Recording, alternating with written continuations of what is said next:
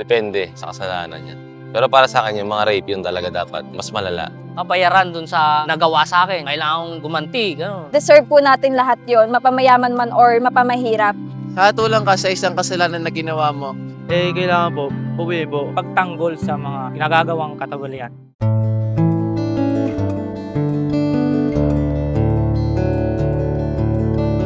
Justisya kasi marami ibig sabihin yan eh. Sabi sa karamihan, para lang sa mga mayaman. Pero para sa akin, hindi. Dapat patas sana yung justisya. Hindi lang para sa mayaman.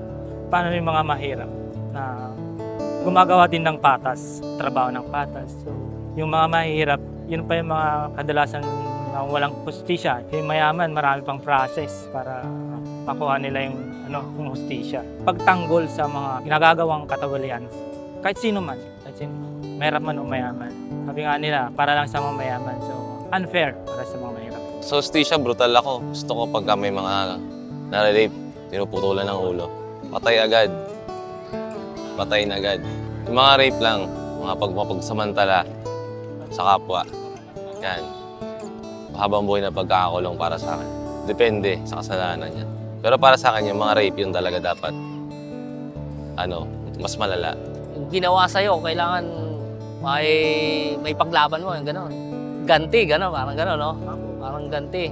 Parang kailangan mo ng kabayaran dun sa nagawa sa akin, gano'n. Kailangan kong gumanti, gano'n. Depende kung ano nagawa sa'yo.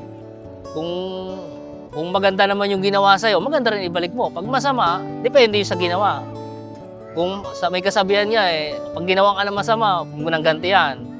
Kung katulad sa mga kaso-kaso, pinatay yung kapatid mong babae, ginaasa, bilang kuya, ibatak mo na ng utak mo, no? Tapos nakikita mo yung lalaki, pag-gala-gala lang.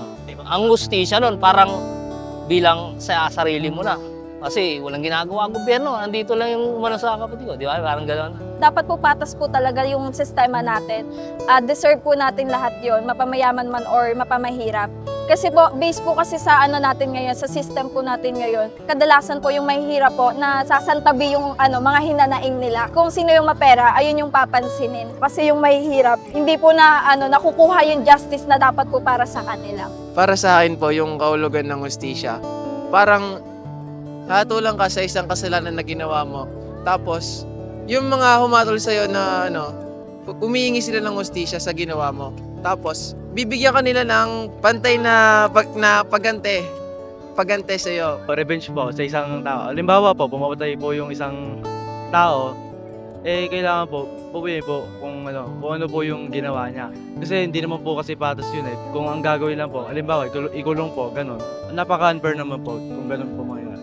Pares lang po nang nangyari pero patas pa rin po doon. Sa batas po, may justisya na yung may ginawa kang kasalanan, makukulong ka ng, halimbawa may pumatay ka, makukulong ka ng matagal na taon, may panghabang buhay, tapos kung nagnakaw ka lang, may patas na parusa sa'yo, makukulong ka ng mga ilang taon po, ganun po sa akin. Halimbawa po, yung sa pagpatay po, hindi po pwede yung yung ikulong po, yung ganun, ikulong po. Dapat po, kung ano po yung kinuha na buhay, buhay din po yung kapalit. Para sa karamihan, ang hustisya ay pakiramdam ng pagiging patas, kung saan may pananagutan ng mali at may proteksyon ng naaapi. Sa pananaw ng social science, mahalaga ang hustisya sa lipunan dahil nagbibigay ito ng sense of safety at dignity sa bawat tao.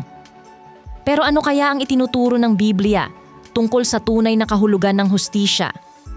Walang pinakamaganda kundi yung hustisya ng Diyos.